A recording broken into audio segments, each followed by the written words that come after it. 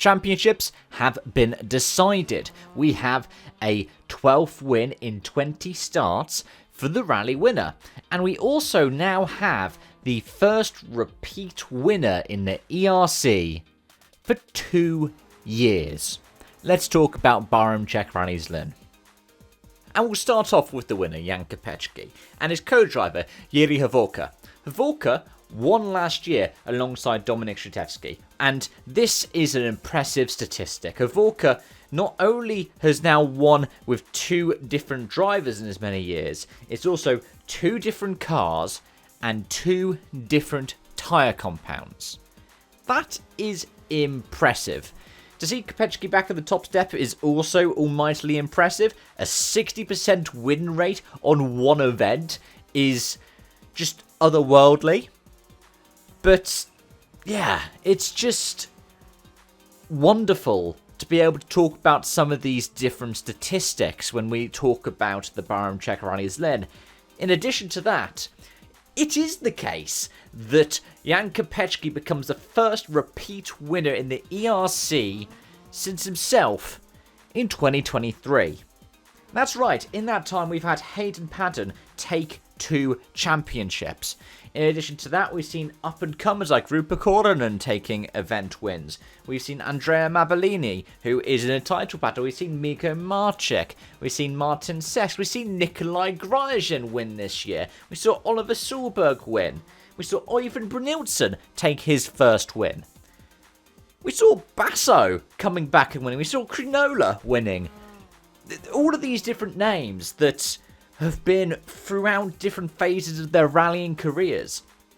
And each of them wins one and then doesn't win again in the ERC. It tells you how competitive this series is, and it tells you how impressive it is that Kopečky's managed to have such an impressive run. Like I said, he's done 20 starts in the Barum Rally. He's won 12 of them. Most of the ones that he hasn't won, he still ended up on the podium in. Last year was a weird exception where he was, 9th? He's often on the podium. More often than not, he wins. And if he's not on the podium, it's usually because he's not made it to the end of the event. And whilst I do want to talk about the rest of the ERC themselves, I also want to talk about some of the other stories that we've got, because we've had champions crowned this weekend. In the Fiesta Rally Trophy, Timek Abramovsky ends up taking the championship, despite the fact that he ended up having to super rally and finished 50 minutes behind the class winner in ERC 3, and also 49 minutes behind the winner in the Fiesta Rally Trophy. In the juniors, it was the title for Kalle Karlberg, despite also having to super rally. He won the championship with his father alongside him. This is such a sweet story. Kalle Karlberg winning the championship, having to super rally, but he has his father by his side. His regular co-driver is back in Sweden because his partner is giving birth, and best wishes and congratulations. But also, congratulations to Kalle Karlberg on what was an off weekend. He ends up getting the title. What that means is a fully funded drive for 2026 in the Junior World Rally Championship. A brilliant thing for the young Swede. He follows after his compatriot Mille Johansson, who has also bookended that with a Rally 2 program in the ERC this year. It is great. It is so great to see. Karlberg ended up just basically picking up from where Johansson left off after Johansson didn't do the final round of the juniors last year because he was already behind the wheel of a faster four-wheel drive car. And yeah, it's also a heartwarming story when you see how much effort's gone into this. Not only did they have to try and see if Opel was able to put the funding together to make a program for this year, in terms of the funding they had to bring in terms of sponsors, it wasn't just the Karlbergs who had to pull everything together and go into all these different meetings. They enlisted the help of Tom Christensen, himself another fantastic Swede who unfortunately wasn't able to fully realise the potential that he had because his career got interrupted by the events of 2020 and 2021. But it just shows how if you persevere and you just slog away, you are able to get these kinds of results. It is great to see. Congratulations to Kalle Karlberg. And now let's go back to the other top performers. The drive of the rally, according to Julian Porter, was John Armstrong and Shane Byrne.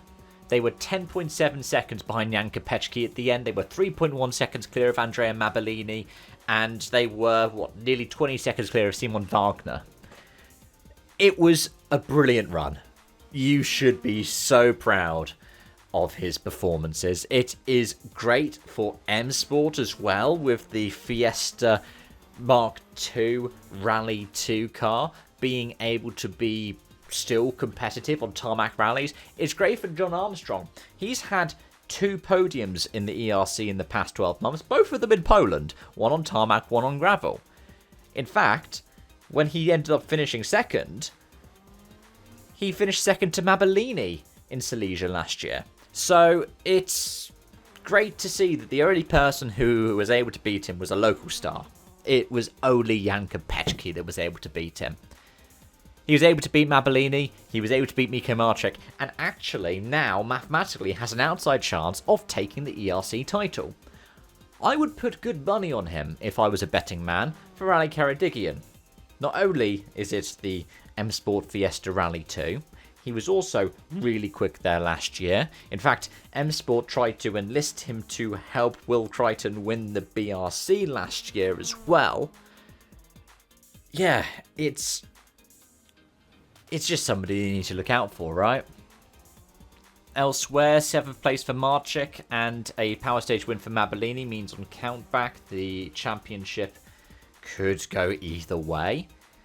But we'll talk about the championship permutations in a few minutes' time. The other top performance, Simon Wagner, who I think just won the Austrian National Championship, was leading the Czech Championship coming into this event, because this is also around the Czech Championship, but leads home a Czech contingent, which is then Seiss and Marej, who both were just about clear of Miko Marczyk. Marej ahead of Marczyk by 3.9 seconds at the end.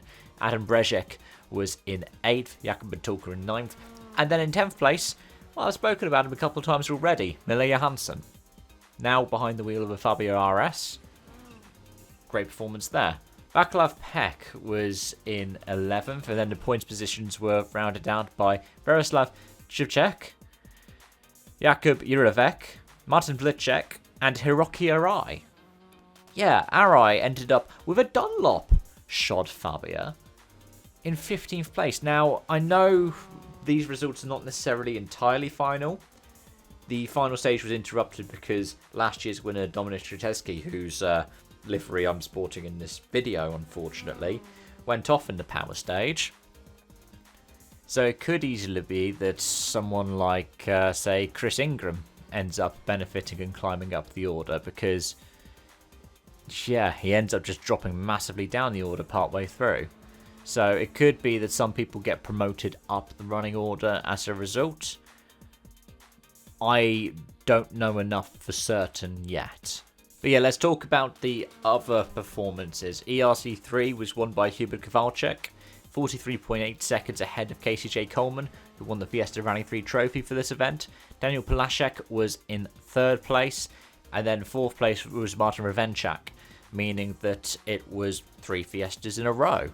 3 of them in the top 4. The only one who wasn't for ERC3, I think, was Timek Abramovsky, the champion, who managed to be crowned champion at the start of the event, a bit like how John Armstrong was the ERC3 champion a couple of years ago.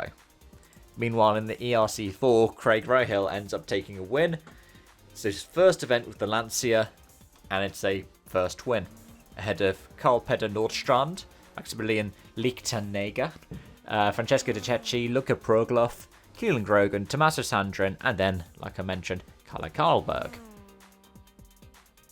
Same results in the juniors, with Rohill ended up taking the win there as well. And now let's get into the championship standings and the permutations here, because it is incredibly interesting. For Armstrong and Mabellini, their dropped scores are non-scores. For Miko Marczyk, his dropped score right now would be 13 points. So right now, Marczyk's on 122, Mabellini's on 111, Armstrong's on 81. You take away that 13 points from Marczyk, it's 109. So Mabellini would be champion if, for whatever reason, the ERC was called today and they dropped every driver's worst score. What this means is Mads Osberg, who unfortunately had to withdraw at the last minute from the event, is still, in theory, a little bit in contention, but would need perfect scores from the final 2 rounds in Karadzic and Croatia.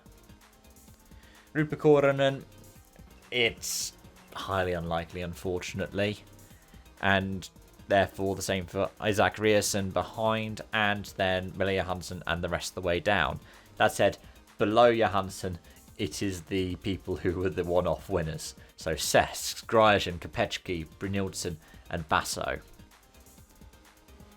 Which is also wild, isn't it? It's wild to think that 5 drivers who have won events this year have only started 1 event. Elsewhere, let's talk a little bit about the teams. MRF are still leading. They're on 163 to 109 for TRT. That's Osberg's team. M Sport are in third on 101 from Kovacs DST Racing on 100 in fourth. And then when it comes to the tyre manufacturers, Pirelli are on 250, only 1 point ahead of Michelin on 249. MRF's on 183, Hankook on 179.